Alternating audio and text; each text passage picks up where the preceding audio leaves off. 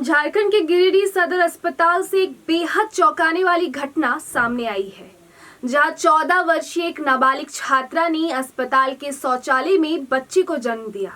हर कोई इस घटना के बाद स्तब्ध है, लेकिन मामला तब और तूल पकड़ा जब ये पता चला कि नाबालिग बच्ची को इस हाल में लाने वाला और कोई नहीं, उसका नाना है। बच्चे के जन्म होने के बाद प्रस्तुता नाबालिग के होश में आने के बाद परिजनों ने उससे पूछताछ की। तब कई और चौंकाने वाले खुलासे हुए। छात्रा ने बताया कि स्कूल से घर लौटने के दौरान रास्ते में उसके ही एक रिश्ते में लगने वाले नाना ने उसके साथ 3 बार दुष्कर्म किया था। आरोपी उसे लगातार धमकी देता था कि यदि उसने इस बारे में किसी को भी बताया तो उसे वो जान से मार देगा।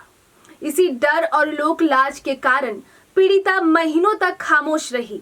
परिजनों के मुताबिक आरोपी रिश्ते में गोतिया पक्ष से नाबालिग का नाना लगता है। वह शादीशुदा है और उसका एक बच्चा भी है।